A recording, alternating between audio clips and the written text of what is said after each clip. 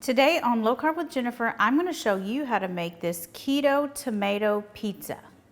Hey guys, welcome back to Low Carb with Jennifer. Today we're going to make a tomato pizza. It's going to be fresh tomatoes, fresh mozzarella, and fresh basil. We're going to start with this. I found this on Amazon and I thought it was really interesting. It says it's 0 net carbs. And so I want to try it out and make a pizza with it and see if it's as good as it says. So we're going to, for this recipe, I'm just going to follow the recipe on the package. It calls for 3/4 cup of water and 3 tablespoons of olive oil. I'm going to use my stand mixer to mix it all up, but it says that you can use a spatula. So I'm going to pour this into my stand mixer. Ooh. And I'm going to add the water, which is 3/4 cup of water, and a tablespoon of olive oil. I'm just going to eyeball it. Okay, it wants me to use the paddle attachment to start to get it all mixed. So I'm going to put that on my mixer and mix it up. It says to mix it on low speed until it comes together. So it looks like it's starting to come together. Okay, so now it wants me to switch to the dough hook.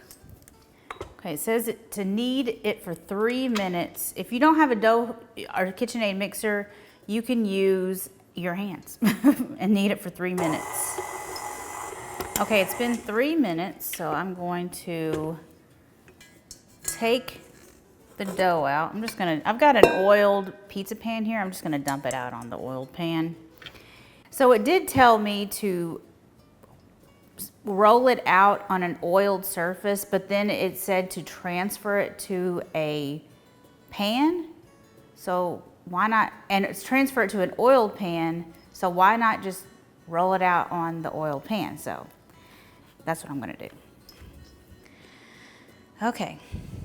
I ended up rolling this out with a rolling pin because it was a pain in the butt, to say the least. So now I'm going to put it on my pan. Now I feel like I've done an arm workout. And let me get it a little more round.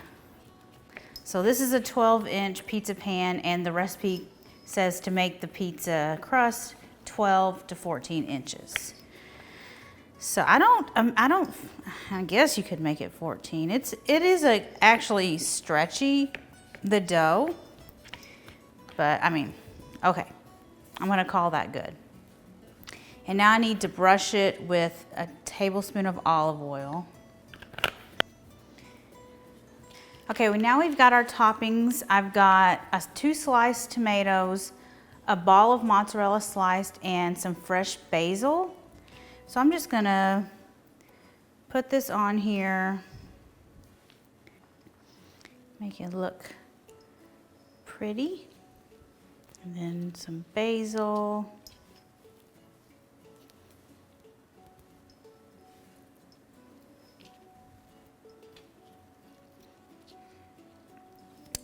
How good does that look? That looks so pretty. Okay, the package says this needs to bake at 475 for 15 to 18 minutes. Okay, here's our pizza out of the oven, and it seems like the crust got pretty crispy.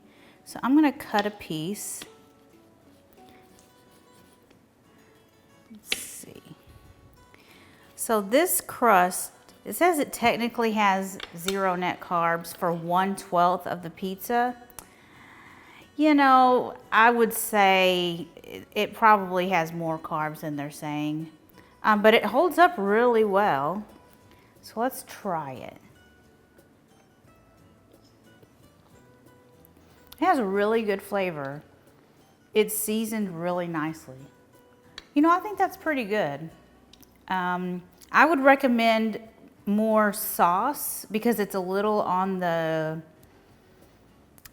if you make it thinner, but it was kind of hard to make it thinner. So since this is kind of more of a thicker pizza crust, I wouldn't recommend doing this. I would recommend doing like a red sauce just to give it more moisture.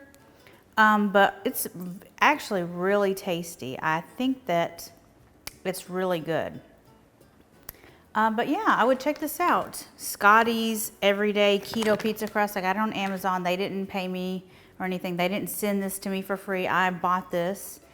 So if I can link to it in the little shopper button on this video. There's a little shopping bag. If it is available for me to link to, I'll put it there.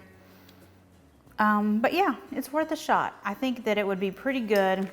And for the whole crust, it would be 600 calories. So that's pretty good. Anyway, check it out.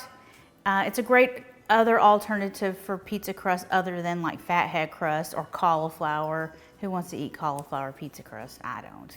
Anyway, thank you guys so much for watching. I'll see you guys next time. Bye.